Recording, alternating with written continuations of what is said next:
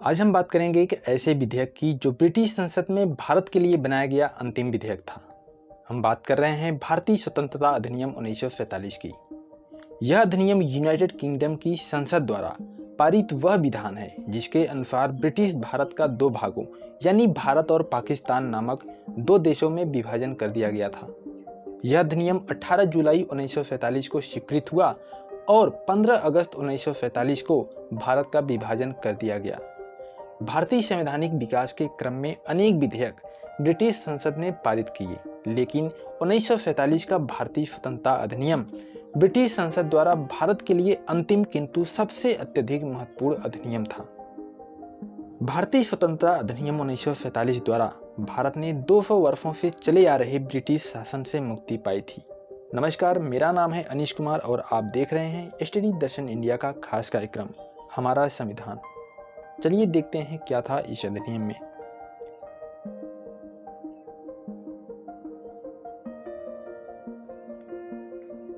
भारतीय स्वतंत्रता अधिनियम 1947 ने भारत में ब्रिटिश राज समाप्त कर 15 अगस्त 1947 को इसे स्वतंत्र और संप्रभु राष्ट्र घोषित कर दिया।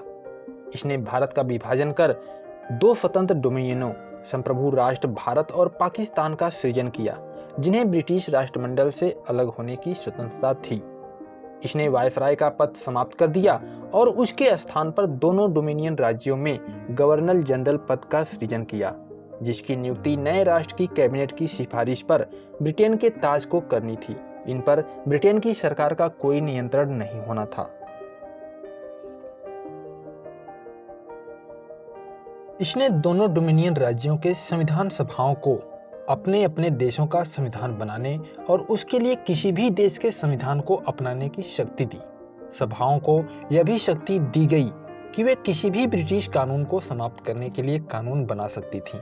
यहाँ तक कि उन्हें स्वतंत्रता अधिनियम को भी निरस्त करने का अधिकार दिया गया।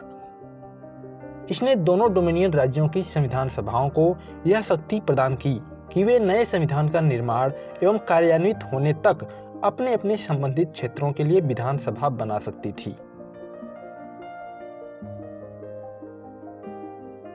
15 अगस्त 1947 के बाद ब्रिटिश संसद में पारित हुआ कोई भी अधिनियम दोनों डोमिनियनों पर तब तक लागू नहीं होगा जब तक कि दोनों डोमिनियन इस कानून को मानने के लिए कानून नहीं बना लेंगी।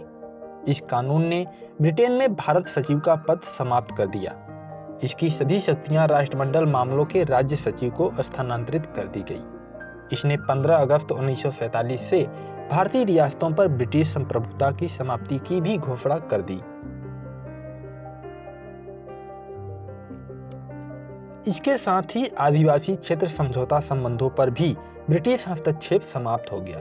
इसने भारतीय रियासतों को यह स्वतंत्रता दी कि वे चाहे तो भारत डोमिनियन या पाकिस्तान डोमिनियन के साथ मिल सकती हैं या स्वतंत्र रह सकती हैं। इस अधिनियम ने नया संविधान बनने तक प्रत्येक डोमिनियन में शासन संचालित करने एवं भारत शासन अधिनियम 1935 के तहत उनकी प्रांतीय सभाओं में सरकार चलाने की व्यवस्था की। हालांकि दोनों डोमिनियन राज्यों को इस कानून में सुधार करने का अधिकार था। इसने ब्रिटिश शासक को विधेयकों पर मताधिकार और उन्हें स्वीकृत करने के अधिकार से वंचित कर दिया, लेकिन ब्रिटिश शासक के नाम पर गवर्नर जनरल को किसी भी विधेयक को स्वीकार करने का अधिकार प्राप्त था।